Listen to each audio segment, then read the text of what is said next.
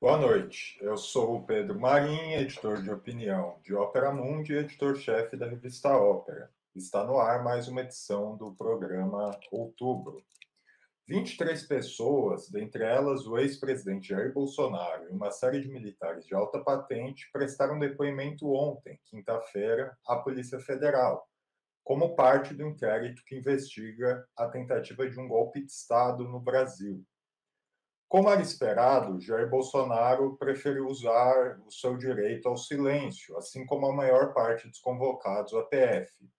7 investigados, no entanto, decidiram falar em depoimentos que teriam se estendido por horas. Dentre eles, o presidente do PL, Valdemar da Costa Neto, o ex-ministro da Justiça de Bolsonaro, Anderson Torres, o coronel do Exército, Bernardo Romão Correia Neto, e o assessor de Bolsonaro, Tércio Arnaldi. Enquanto isso, o ex-presidente se prepara para participar de um ato em sua própria defesa, amanhã na Avenida Paulista, e as revelações sobre a extensão da participação de militares na preparação do golpe continuam.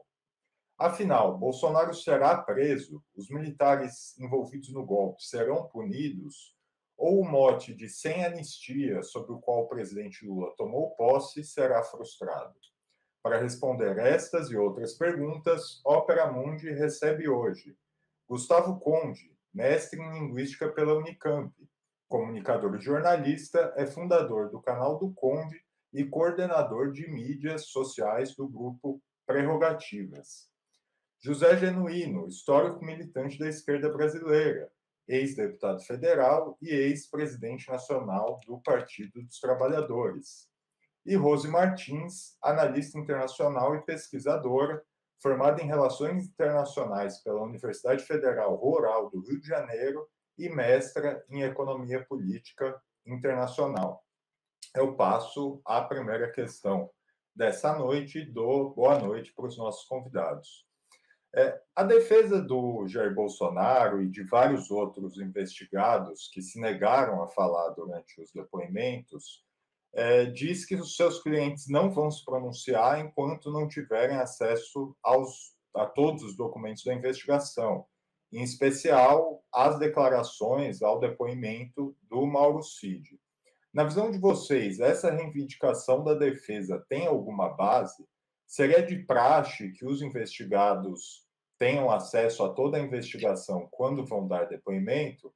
Ou seria só uma forma de evitar que esses investigados sejam pegos na mentira? Quem começa é Conde. Muito prazer estar aqui mais uma vez no Outubro. Genuíno, Rose, Pedro, satisfação muito grande. Paty, que está aqui no bastidor. Eu quero começar dizendo o seguinte: a defesa do Bolsonaro é péssima. Eu tenho observado o trabalho, esses advogados estão perdidos na tradução. Eu não sei se eu comemoro, se eu lamento, enfim, porque até o fato de eu estar avisando isso aqui, né? Primeiro porque a delação do Mauro Cid está sob sigilo. A defesa não pode ter acesso a isso. Então não adianta pedir, isso aí é querer jogar para a plateia. Segundo, que quer dizer, eles estão deixando inclusive, de reivindicar outras coisas que eles poderiam estar reivindicando nesse processo todo aqui. Eles estão perdidos. Aliás, não deve ser fácil constituir defesa para uma figura como o Bolsonaro, que é, assim, notadamente, né? Enfim, já fez confissão de culpa em vários momentos, é uma figura pública assim, execrável, complicada, difícil, né, inábil em vários sentidos, e a gente vê que ele dificulta a própria defesa, né? Ele está tendo a oportunidade de se defender, acho que é a oportunidade que o Lula não teve lá no passado, porque a Lava Jato foi muito truculenta. A Polícia Federal, nesse momento, eu creio que está sendo muito, digamos, republicana, né? Não está fazendo, né, sendo invasiva, está simplesmente fazendo o trabalho dela com respeito. E assim, o Brasil mudou, né? 5 generais de 4 estrelas indo depor na Polícia Federal, e hoje ainda o general Teófilo de Fortaleza foi depor assustado. Eu vi as cenas dele sendo levado para a Polícia Federal de Fortaleza. Quer dizer, as coisas mudaram aqui no Brasil. Eu acho que Bolsonaro está numa situação muito complicada. Ele não tem o entorno dele, as traições começam, né? O Valdemar começa a dizer coisas, ele rompeu o silêncio no depoimento da Polícia Federal, ele cortou o salário do Braga Neto. Braga Neto ganhava 30 mil reais do Partido Liberal, do PL, né? Cortou o salário do Marcelo Câmara, se não me engano também, que era assessor do Bolsonaro. Quer dizer, eles estão fragmentados, né? Então a gente imagina como deve estar sendo difícil para essa turma toda, enfim, para todos que estão sendo investigados pela Polícia Federal, e como está sendo complicado para a defesa, para esse grupo de advogados. Sinceramente, eu estou percebendo aqui, tenho conversado com muita gente do campo, eles estão perdidos, né, para fazer essa defesa do ex-presidente Bolsonaro. Pedro. José Genuíno. Olha, Pedro, Conde e Sara, veja bem, primeiro, é um direito legítimo a defesa solicitar acesso aos documentos, com exceção daqueles que são sigilosos. Segundo, é um direito da defesa o silêncio. O investigado não pode produzir prova contra ele. Terceiro, o ato do dia 25 de abril é um ato também legal, porque eles estão sendo investigados. Mesmo que tivesse condenado, pode fazer ato político. Vai depender do conteúdo que se fala. Eu digo isso para deixar bem claro que, para a gente viabilizar a palavra de ordem sem anistia, nós temos que acompanhar um processo muito bem feito, bem conduzido, com direito de defesa, contraditório, o devido processo legal, para que eles não se utilizem da vitimização para se cacifar politicamente. Segundo, porque nós não podemos ter dois pesos e duas medidas. As regras do processo jurídico valem para os dois lados. Quando é a esquerda vítima, como foi o caso do Mensalão e da Lava Jato, e quando eles, a direita, está sendo vítima. Por quê, pessoal? Eu acho que o Brasil está diante de uma grande possibilidade histórica. Na história da República, pela primeira vez, você tem 4 estrelas, 5, e um ex-presidente da República num processo de investigação. E vai ser muito difícil passar a mão na cabeça dessa turma sem condenar, porque o andar de baixo já foi condenado e está cumprindo pena. Como é que vão ficar, por exemplo, Bolsonaro, os generais, os financiadores, os assessores de alto nível, com as mensagens, os documentos, as fitas, tudo que está sendo divulgado? Vai se criar uma situação tal que pode ser que esteja se produzindo no Brasil uma grande oportunidade de prender 4 estrelas, coisa que não aconteceu na transição da ditadura para a nova república, no caso dos crimes contra direitos humanos, coisa que não aconteceu em outros episódios menores na nova república, inclusive no governo Lula. Lula 1, 2 e Dilma 1.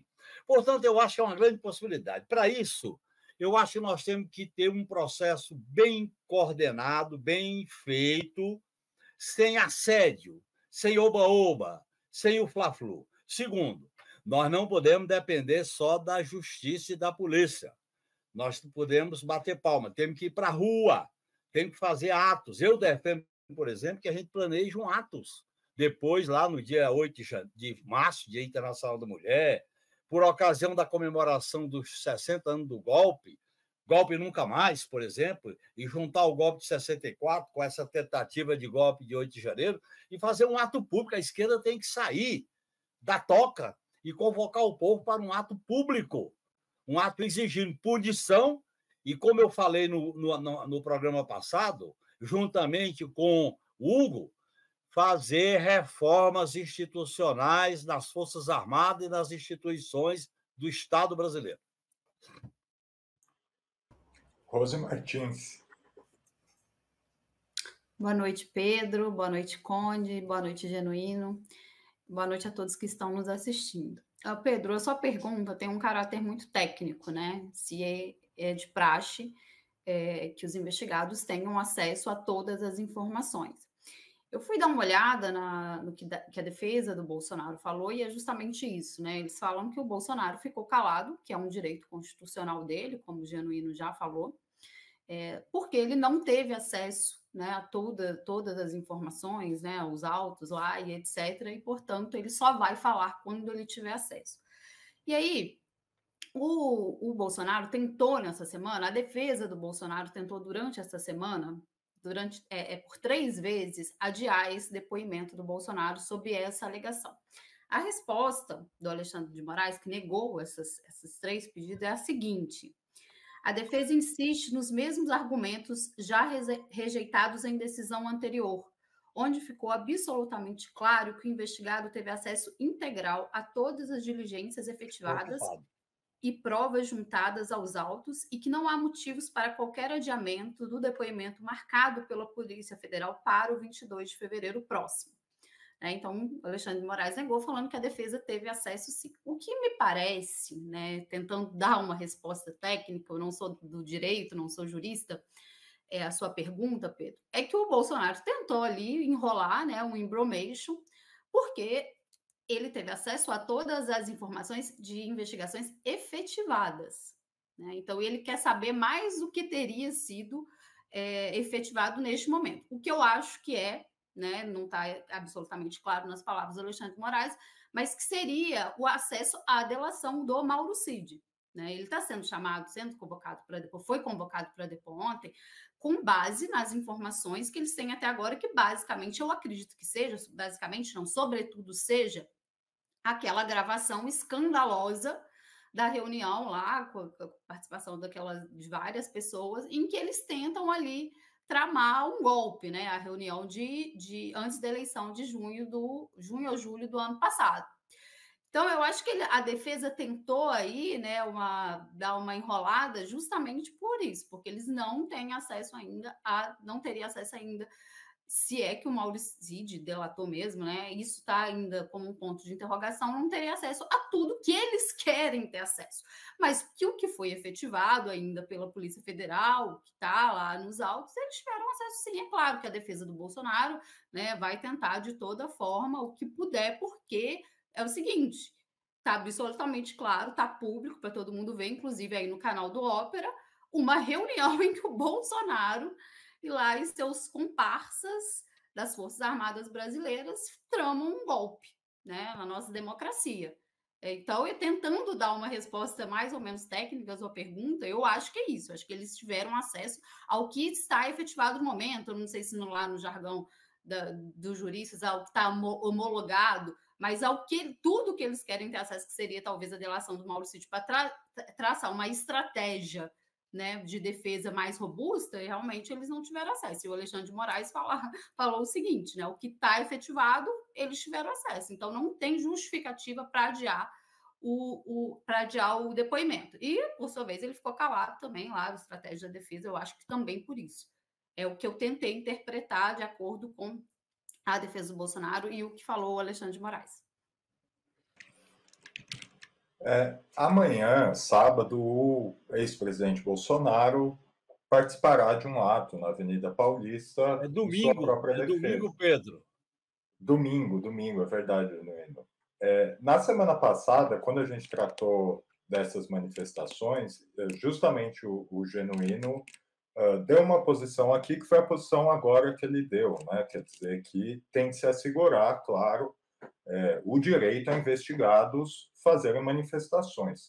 Mas eu queria perguntar o seguinte: caso as manifestações degringolem para ações de vandalismo ou violência, claro, por parte dos participantes da manifestação ali, né?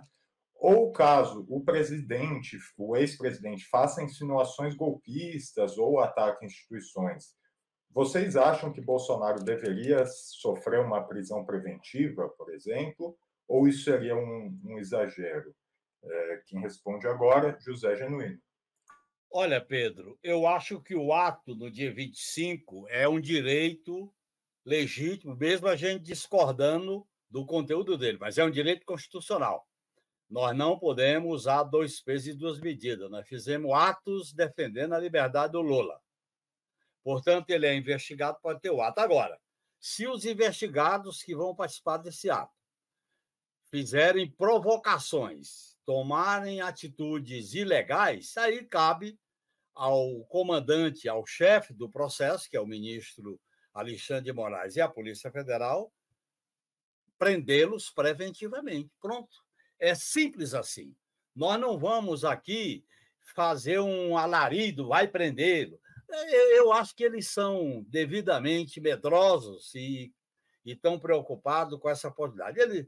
Este ato não vai ser uma romba, eu acho que vai ter uma presença média, eles vão ter uma certa representação, vão fazer uma demonstração de força, mas não muito grande, e eu acho que eles vão estar com muito cuidado do que falam, porque tanto pode acontecer no ato, e você já viu notícia dizendo que os investigadores, a partir do Alexandre de Moraes, ficaram muito atentos em relação aos investigados, porque o investigado pode participar de um ato, ele não está condenado, mesmo que tivesse, ele podia participar. Agora, se ele é investigado, ele não pode adotar o discurso de provocação e de pregar golpe, isso ele não pode. Então, eu acho que a gente tem que analisar essa questão com cuidado. E eu aproveito, para mim, o grande problema nosso, Pedro, Rose e Conde, é que nós da esquerda não podemos ficar só batendo palma para o Supremo e para a Polícia Federal. Temos que apoiá-los. Mas nós temos que fazer atos em defesa da democracia, ato pela punição dos golpistas. Se a gente não fizer ato de rua, a palavra de ordem sem anistia não vai ter força. O sem anistia nasceu naquela grande manifestação da posse do Lula, e nós temos que fazer manifestação pública. Eu repito, 8 de março, 1º de abril, são datas símbolos para a gente fazer atos públicos. E eu acho que é muito importante que o povo participe, porque a extrema-direita bolsonarista, eles estão adotando uma tática de ocupar as ruas com uma visão anti-institucional, que não são anti-institucional. Segundo, eles tentam manter a mobilização da turba para poder marcar posição nas eleições de 2024. E terceiro, eles querem criar constrangimento político para quem vai julgá-los, no caso, o Supremo Tribunal Federal, porque eles sabem que a situação é difícil. Como é que o Supremo não vai denunciá-los, não vai condená-los, se está condenando o baixo clero, o andar de baixo? Você viu, essa semana, novas condenações saíram. Portanto, eu acho que nós estamos vivendo num momento especial, é uma grande oportunidade na história política da República Brasileira e nós não podemos desperdiçar este momento. Rose Martins. Olha, eu concordo com o Genuíno, do início ao fim da fala dele. Acho que não cabe à esquerda falar que eles não devem fazer um ato. Eles estão no direito de fazer manifestação. Acho que a manifestação tem que acontecer. A questão é a nossa resposta. Agora, parece já estar havendo até uma preocupação, alguém, não sei se foi o Metrópolis que noticiou, não estou me lembrando bem agora, mas uma preocupação ali da Carla Zambelli, daquele grupinho ali do Bolsonaro mais próximo, do Bolsonaro realmente dar motivos dele ser preso por conta, né, das falas, porque ele já está numa situação muito difícil, e ele subir lá no palanque e falar um monte de porcaria, né, e dar razão com uma prisão preventiva, né, porque ele pode se manifestar, obviamente, né, mas se ele incitar um golpe, se ele, enfim, aí no juridiquês aí, ele pode ser preso preventivamente, parece já haver essa preocupação.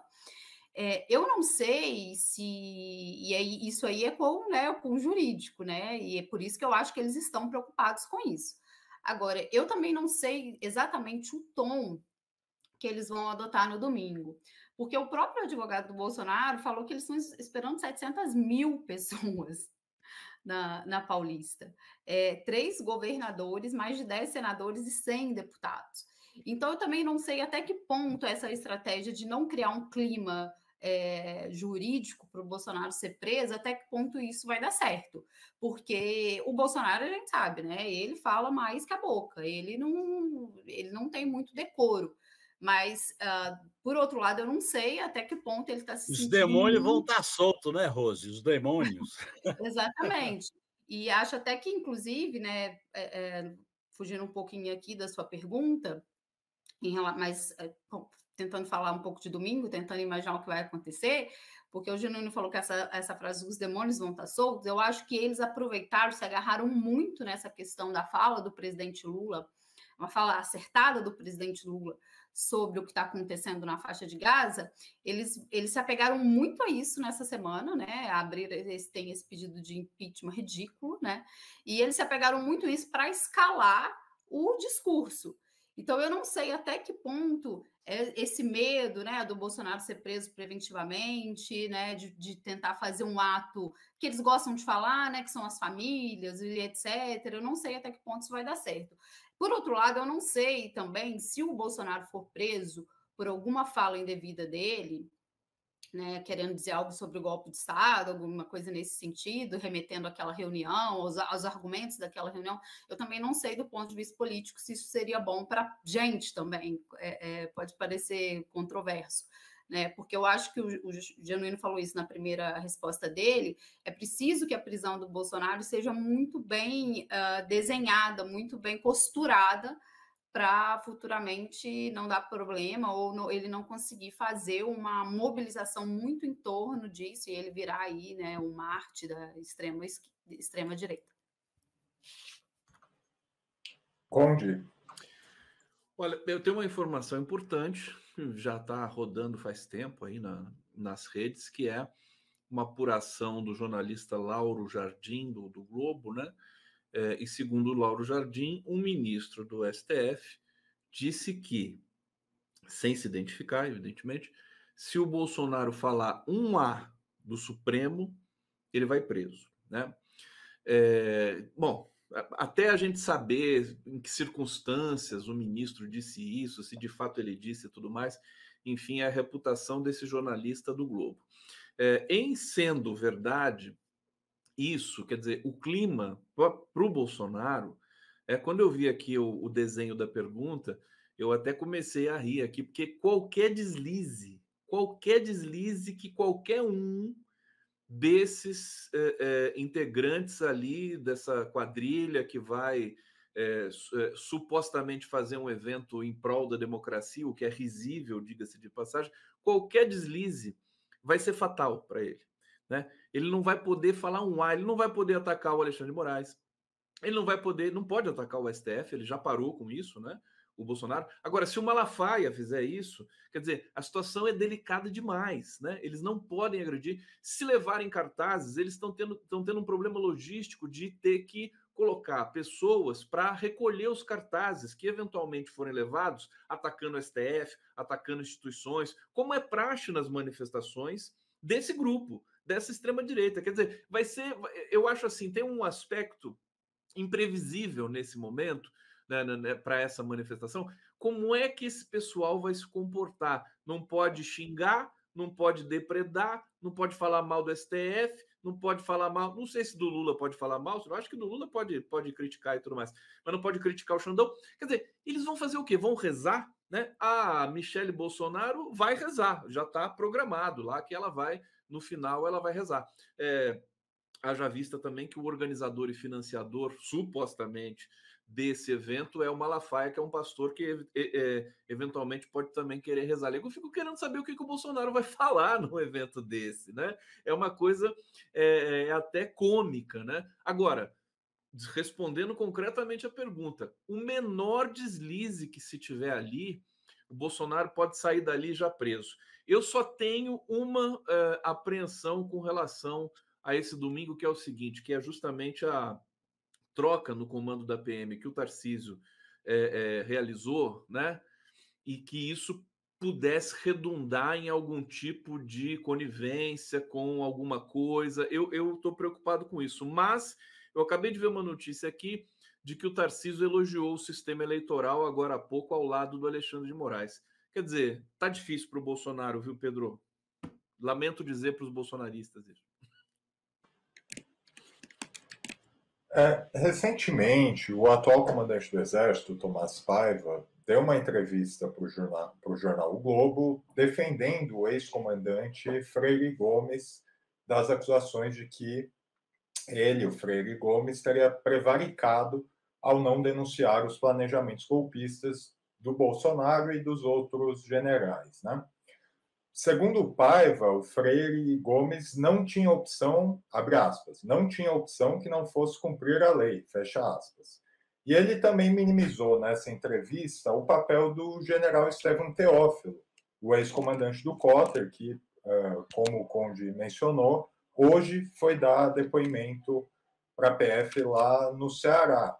Segundo o Tomás Paiva, abro aspas de novo, não havia a menor possibilidade dele empregar qualquer tipo de tropa, fecha aspas, porque, segundo o comandante, ele não teria poder para isso. Como é que vocês avaliam essas declarações do Tomás Paiva? Quer dizer, realmente o Freire Gomes não tinha nenhuma responsabilidade de denunciar um plano golpista como comandante do Exército, e esse comandante, o Estevão Teófilo, realmente não tinha capacidade nenhuma de mobilização? Eu começo com Rose Martins. Olha, eu acho que tem um esforço aí de separar a instituição dos indivíduos, né? O que me parece. E o Thomas Paiva está tentando fazer esse papel de que a instituição é uma coisa, os indivíduos seriam outras e que eles não teriam nem capacidade de ir adiante. A gente pegar em retrospecto, assim, tudo que o Bolsonaro tem falado desde o início de seu mandato, né? Ele fazia aqueles 7 de setembro lá, escandalosos também, falando do STF, enfim. E se a gente pegar a linha do tempo ali, só dessa reunião de junho, né, tudo que foi acontecendo, as rodovias trancadas no dia das eleições, os acampamentos logo após as eleições, a defesa desses acampamentos,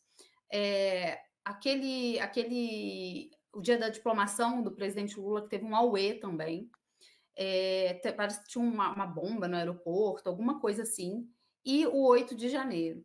E as instituições, as Forças Armadas, o que fizeram diante de todos esses sinais?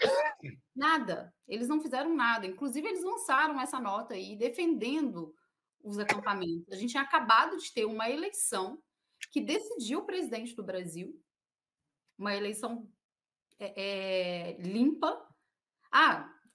Além de falar da eleição, outra coisa, Bolsonaro naquele encontro com os embaixadores, em que ele deixou em dúvida a transparência das urnas eleitorais. Então, eu acho que desde o governo Bolsonaro, só para pegar não para falar historicamente, mas para pegar o governo Bolsonaro, desde o início do governo Bolsonaro tem falas péssimas, ele tem vários indícios de que podia romper com a democracia, e ele tinha as Forças Armadas trabalhando em conjunto com ele, apoiando o seu governo, institucionalmente ligados, e elas nada fizeram em momento algum. Então, eu acho que esse esforço do Thomas Paiva, dizem que os colegas dele até estão chamando ele de oportunista, porque, na verdade, é um conservador, mas agora está pegando aí o bonde andando e está querendo se sobressair. Eu acho que é um esforço de pegar essa questão, de dar um ar legalista e de que é preciso, né, punir esses indivíduos, mas que esses indivíduos não têm nada a ver com a instituição. Eu acho que é um esforço para mascarar uma omissão das Forças Armadas brasileiras diante das tentativas de golpe do Bolsonaro. Desde a reunião até o que aconteceu no dia da eleição, o que aconteceu depois da eleição e toda aquela tratativa de golpe em que as Forças Armadas estavam, né, presentes, participando. E outra coisa, né? Depois que deu errado, é muito fácil falar que nada ia acontecer, né? Que os homens não iam estar na rua, que o Estevão Teófilo não ia colocar os homens na rua, que ele não tinha esse poder, que não era operacional. Agora que deu errado, eles podem falar, mas o que ia acontecer, na verdade, né? Se o povo brasileiro não tivesse votado no Lula e tivesse mostrado que queria a posse do presidente. Então, eu acho que, na verdade, é um esforço de passar o ar, de colocar as Forças Armadas como legalistas, sendo que eles estão metidos nisso até o pescoço. Generais de alta patente, como o Conde falou no início do programa. Gustavo Conde. Olha, curiosa essa resposta que o Tomás Paiva, o comandante do Exército, que goza da confiança do presidente Lula, até onde a gente pode enxergar, que fez alguns discursos interessantes, mas não podemos esquecer também, o Tomás Paiva foi chefe de gabinete do Vilas Boas, salvo engano, né? Foi chefe de gabinete do Vilas Boas. Enfim, eu acho que ele flerta perigosamente aqui nessa entrevista ao Globo, ao defender esses dois militares aqui, o Teófilo, que hoje foi depor, e o Freire, né?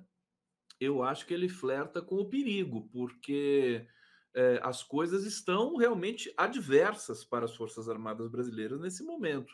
Ele tem que se abster, tem que deixar as coisas correrem, a investigação ser feita. Eu não sei até que ponto, o Genuíno vai poder falar muito melhor sobre isso na sequência, mas até que ponto, né, o comandante do Exército defender publicamente um par, né, que está sendo investigado, até que ponto isso pode ter alguma influência, pode ter algum peso político também. Eu acho que ele devia se abster dessas questões, né, porque a coisa é muito grave, né? Esses militares que estão envolvidos, a Polícia Federal tem provas e mais provas, ligações e mais ligações e tudo mais. Acho que o Tomás Paiva ele perde politicamente, ele está investido de confiança nesse momento, mas acho que também é aquela coisa, esses cargos são de autoridade do presidente Lula. A qualquer momento também ele sabe que o cargo dele tem que estar sempre à disposição, cargo de comandante, né, do Exército Brasileiro. E acho que é uma situação muito adversa, né? Para as Forças Armadas, em linhas gerais. Quer dizer, os 5 generais depondo, ficaram em silêncio, há notícias de estranhamento dentro das forças, né? Por que ficaram em silêncio? Eles têm medo do quê? Eles nunca têm medo de nada? Eles estão assumindo a culpa? Como é que funciona isso? Quer dizer, o clima não é bom. Agora, tem um aspecto bom nisso tudo, que as coisas, pelo menos à vista, estão transcorrendo com normalidade. Você não tem grita mais, não tem espaço mais. Você vê, o Múcio não fala mais nada. O Múcio submergiu completamente. Então, eu diria que o Tomás Paiva e o núcleo, vamos dizer assim, das Forças Armadas Brasileiras nesse momento, eles também estão, assim, tem que ficar com o periscópio ali em cima, né?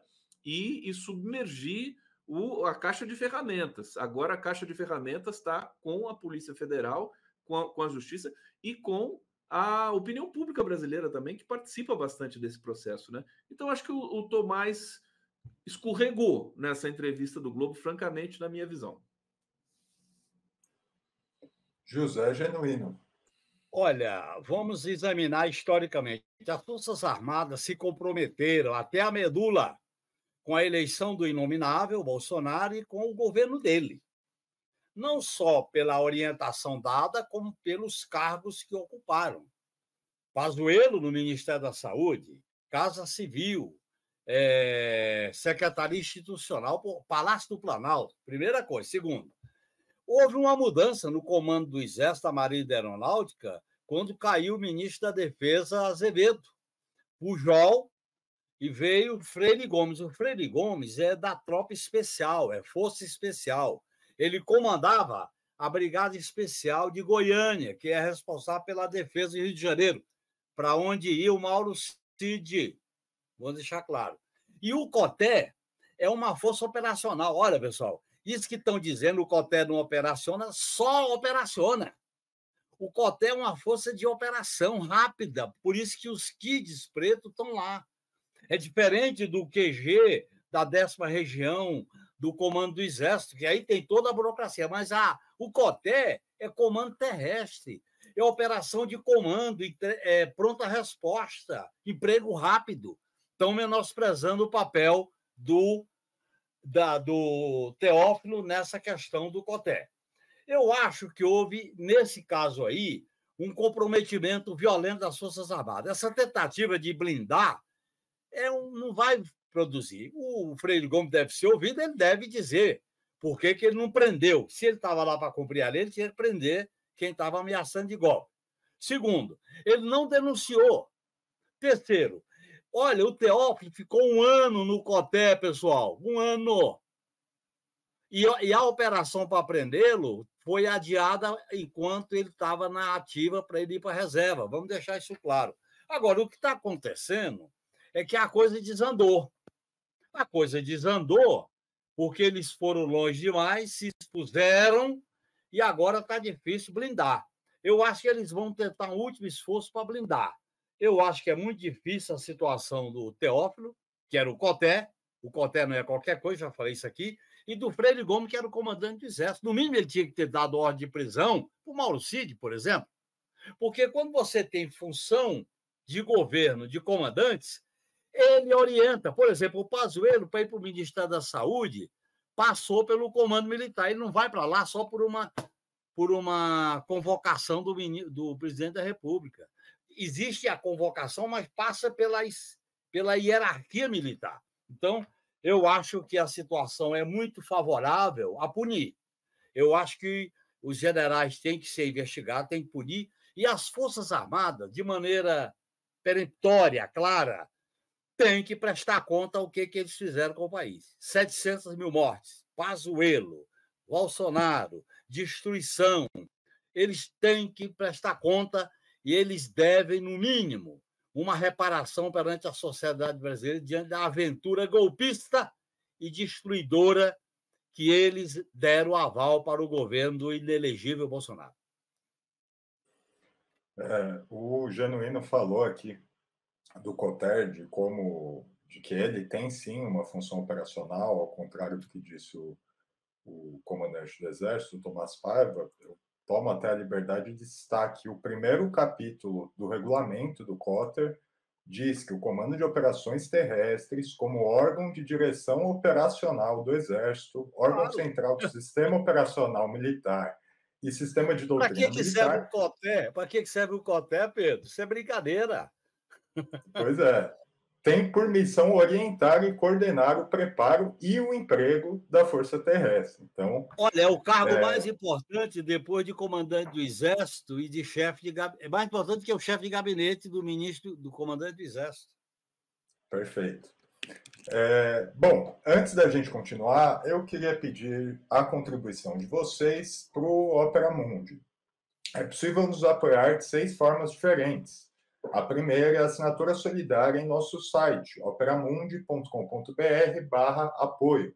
A segunda é se tornando membro pagante de nosso canal no YouTube. A terceira e a quarta contribuindo agora mesmo com Superchat ou Super Sticker.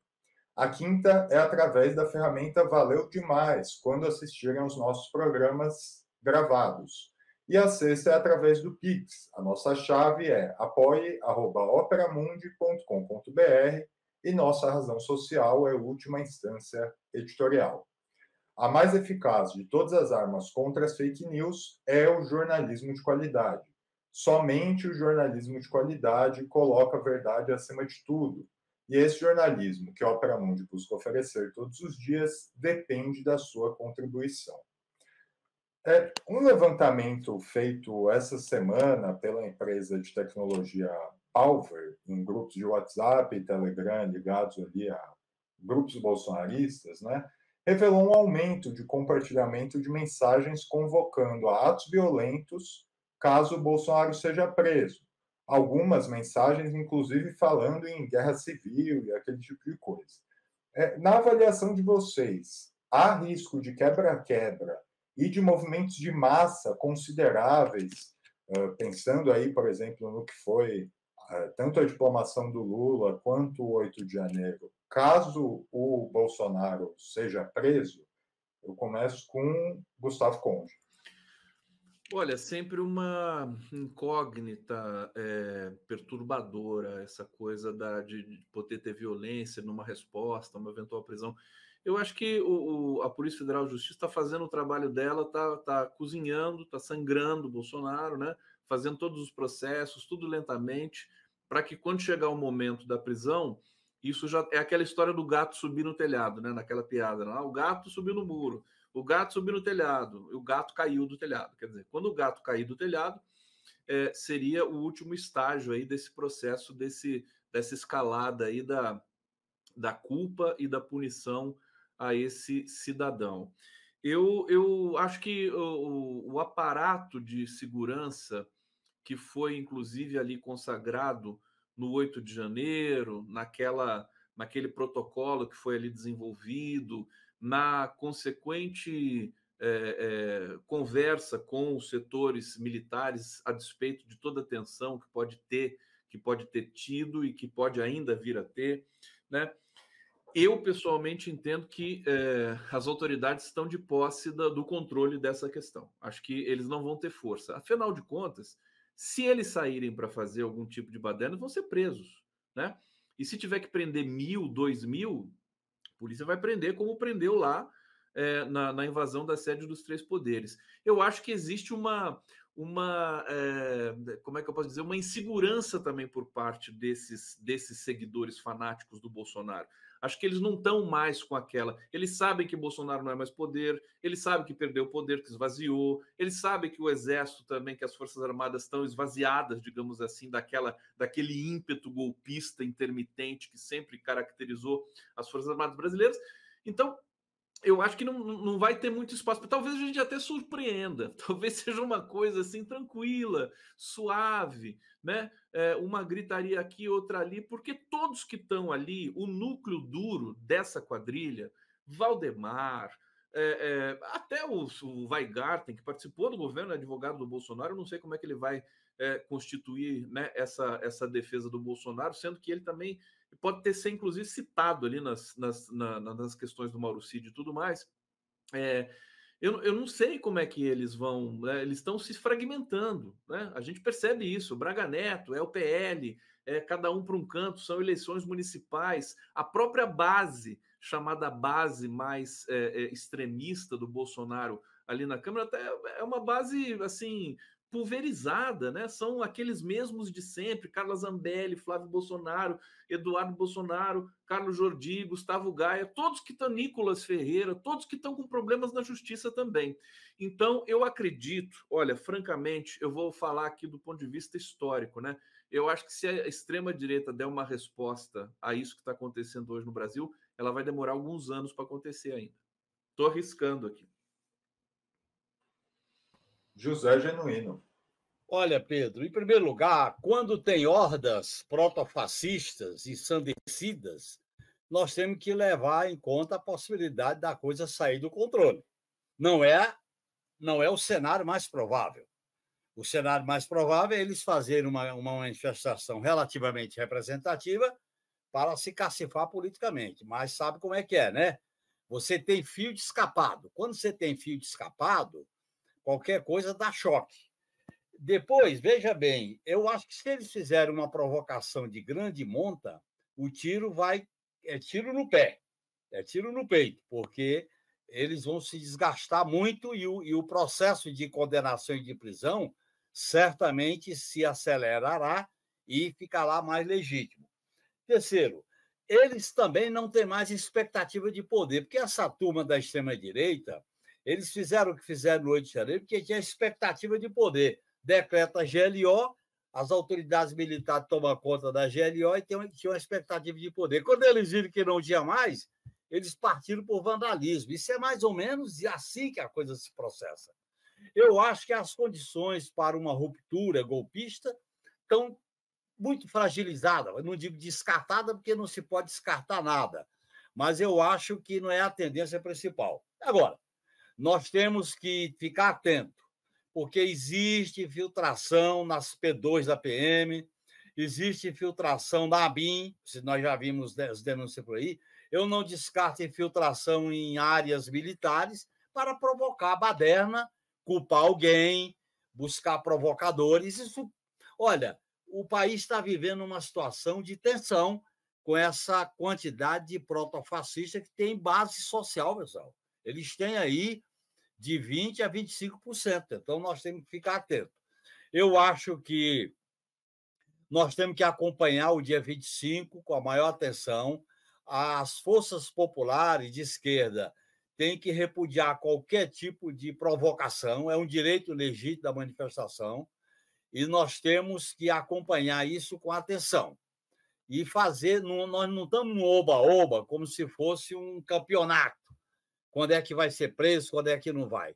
O processo democrático tem seu tempo, tem suas provas, tem o devido processo legal, tem o contraditório, e vamos deixar que a coisa se processe. Agora, nós não podemos ficar só dependentes do processo judicial. Por isso que eu estou insistindo, desde a semana passada, que a esquerda convoque manifestações populares de rua, exigindo punição, sem anistia e contra as tentativas de golpe. Nós temos um período rico. 8 de março, vou repetir, e 60 anos do golpe de 64. Eu acho que nós temos que ficar atentos. O Brasil está diante de uma oportunidade histórica. Estamos caminhando num certo fio de uma navalha mais grossa. É hora da gente ser firme, cabeça quente, fria e coração quente. Rose Martins. Olha, o Bolsonaro, ele tem uma base fiel, em certo ponto radicalizada, né? Fascista. Então, eu acho que a possibilidade de violência, ela existe, né? Se ele for preso lá, se ele fizer um discurso atacando o STF, com intenções golpistas, e ele for preso, eu acho que pode ter algum tipo de quebra-quebra. Mas eu não acho que vai ser um movimento em massa. Por quê? Eles estão meio ressaqueados, eu acho. Perderam uma eleição, né? Depois, os acampamentos foram desmontados, não surtiram resultados. O 8 de janeiro foi condenado até mesmo por quem votou no Bolsonaro. Agora a gente tem um vídeo aí, claro, que rodou o Brasil inteiro, que o Bolsonaro tinha pretensões golpistas.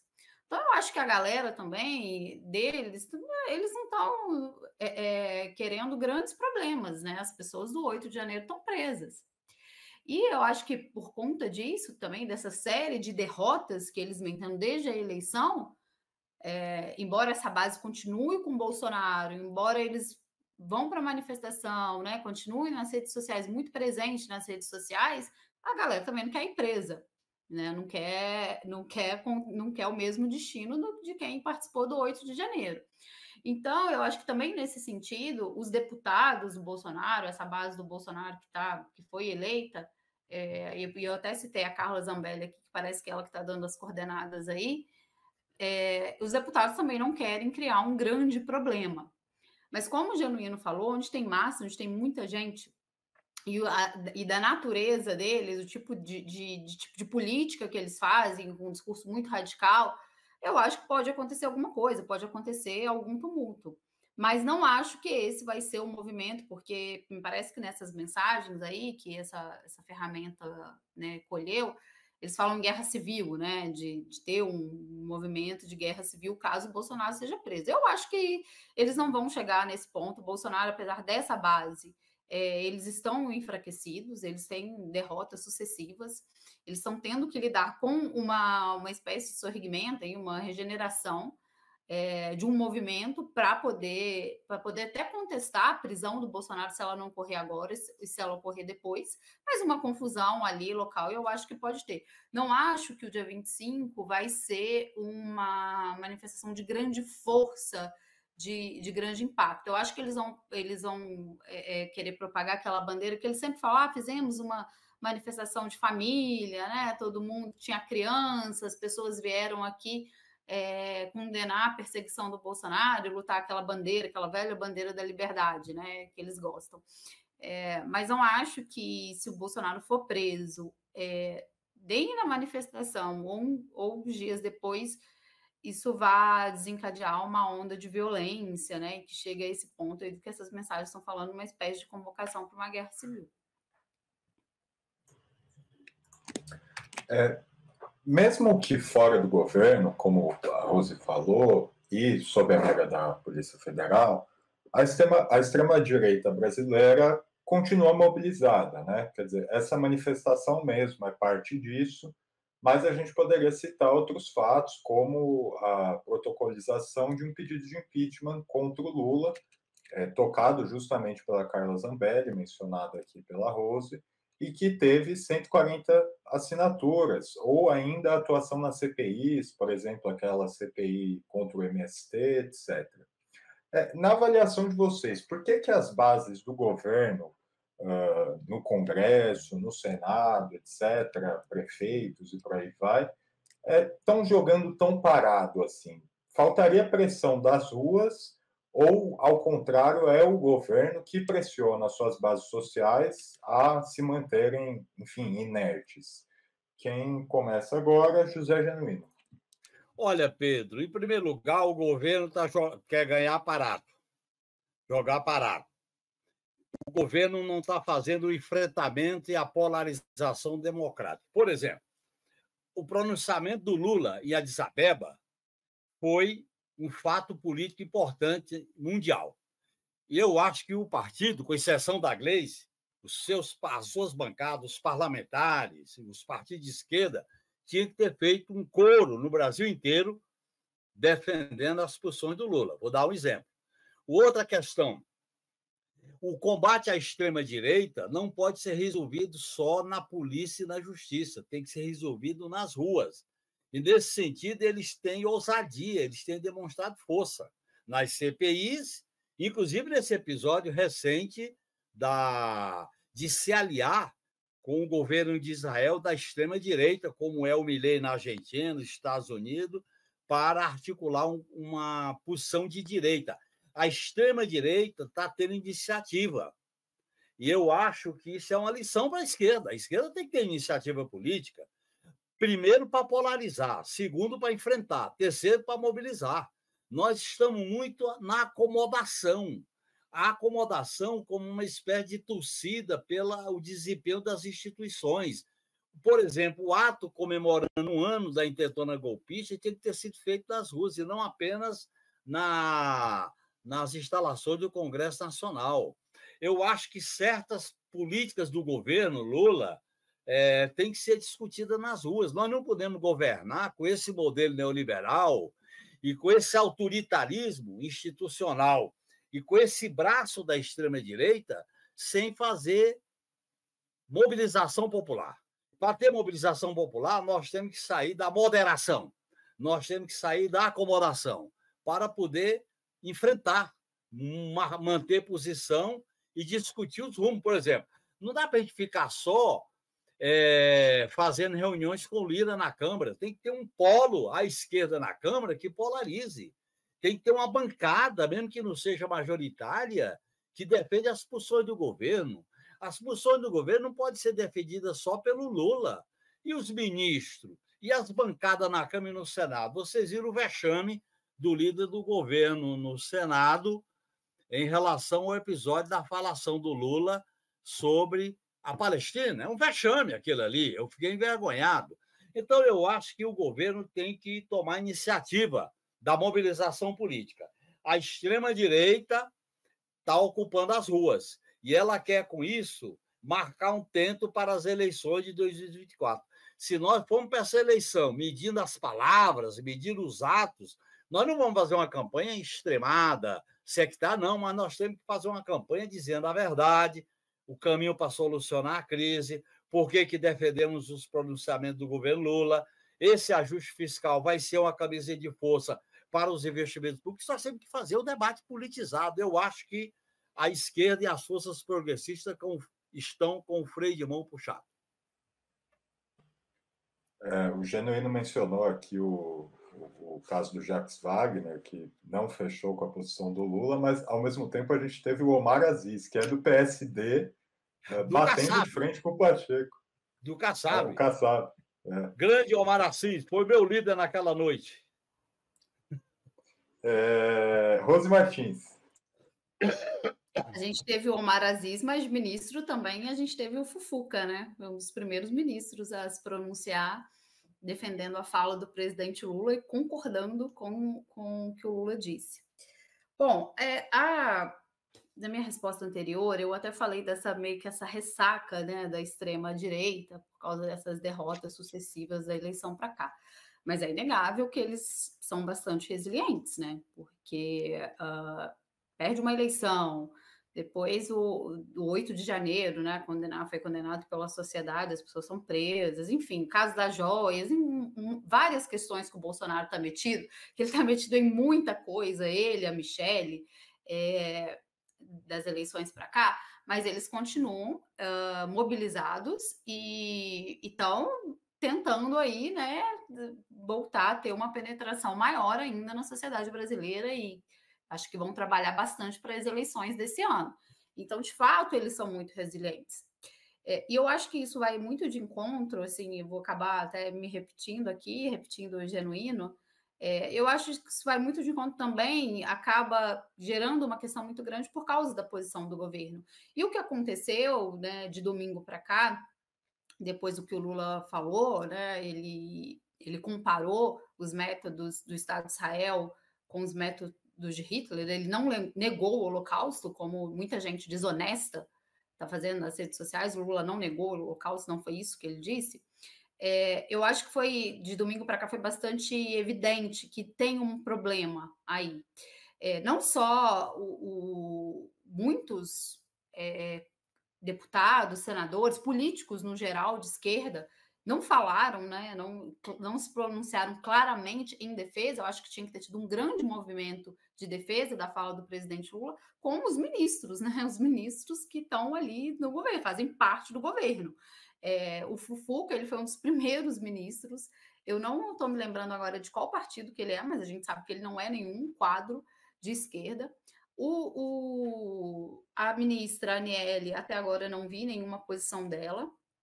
O Silvio de Almeida fez um texto que eu estou até agora sem entender, né? Parece que ele usou ali de uma tática retórica para não falar claramente que ele estava defendendo o presidente Lula. E, enfim, eu vi o Padilha no Roda Viva, que se saiu muito bem, o Omar Aziz, mas do governo mesmo, no movimento para defender o que o Lula falou e polarizar, porque a fala do Lula, ela é um corte, né, do lado, de que lado que você está nesse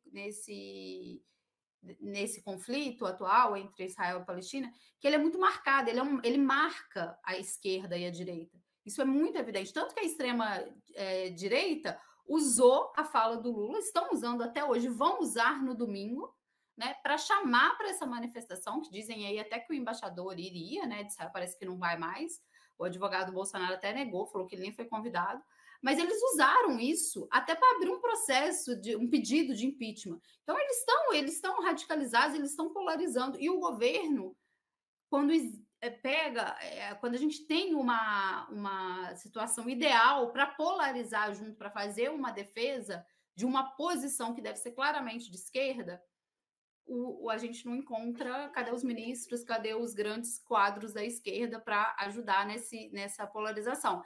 E eu estou citando essa questão porque ela está muito mais evidente, aconteceu no domingo, mas isso envolve uma série de aspectos do governo, né, de não polarizar, de não... Isso é uma questão de princípio, né, Rose? É uma questão de princípio. De deixar absolutamente marcado qual que é o projeto de sociedade da esquerda, do governo Lula, e qual é o projeto de sociedade da extrema-direita. Então, a questão Israel-Palestina ela é muito boa para ilustrar isso, porque eles estão defendendo um Estado colonial que está provocando um genocídio, né, que subjuga pessoas, a raça, e criou um regime de apartheid, e o presidente Lula foi lá e defendeu. E nesse momento exato, o momento ideal para a gente marcar exatamente qual que é o nosso projeto, os membros do governo correram. Então, eu acho que, enquanto a extrema-direita pegou a situação e usou, e fala, o nosso projeto é esse, a gente está meio com medo de mostrar qual que é o nosso projeto, qual que é o nosso projeto de sociedade, nossas pautas econômicas, o que a gente defende em termos de mudança do país. Então, eu acho que tem esse problema. Ninguém vai para a rua sem estar mobilizado. As pessoas também vão falar, eu vou para a rua para defender exatamente o quê? Isso nem está claro. Falar em rua, comunicação Rose, também. falar em rua amanhã, MASP, 14 horas, todo apoio à Palestina. Isso aí. Na Avenida Paulista também. Gustavo Conde. Eu vou mexer em alguns pressupostos da pergunta aqui, porque eu não acredito que a extrema-direita esteja mobilizada da maneira como está posto. Começando aqui por esse pedido de impeachment da Carla Zambelli, né? Eu acho que é risível isso, né? Sem a menor Vai condição. falar do lixo ou vai ficar para chantagem? Não, o Arthur Lira, perguntado sobre isso, ele falou assim: vou jogar direto na lata do lixo. Não sei se o Genuíno. Mas ele bota na gaveta lá para chantagear o governo. Pode até ser, mas enfim, eu acho risível, né? A imprensa não conseguiu nem fazer uma limonada disso, né? A imprensa que atacando tanto o Lula como ela está fazendo nesse momento, com essa fala aí que foi dita lá em Addis Abeba, né? É uma coisa assim deprimente, degradante ver o jornalismo brasileiro profissional, dito profissional, o que ele fez nesses últimos dias aí. Bom, a questão do pedido de impeachment. As CPIs, por exemplo, as CPIs, a direita perdeu todas. Ela teve que interromper e terminar antes a CPI do MST, porque deu errado, estava ficando bom para a esquerda, estava ficando bom, foi palanque para a Sâmia, foi palanque para a esquerda. A outra CPI ali também, eles ficaram arrasados, quer dizer, eles estão perdendo bastante, é claro, você não pode subestimar, né? É uma força política, tá ali e tudo mais. Depois aqui, a movimentação nas ruas, né? Não sei nesse momento aonde que está a direita nas ruas, francamente, eu não sei em que lugar, né? Eu acho que estão traumatizados com aquela história lá do 8 de janeiro, né? Tanta gente que foi presa, tanta gente que está sendo condenada, tanta gente, 17 anos de prisão e tudo mais. Eu estou me lembrando mais das manifestações democráticas já na Paulista, nas tours que o Lula vai fazendo pelo Brasil, lotando por onde ele passa, hoje no Rio de Janeiro, no Nordeste, em todo lugar. Aliás, ele fez um pronunciamento no Rio, na Petrobras, denunciando o genocídio na faixa de Gaza, hoje. Hoje, né? Hoje.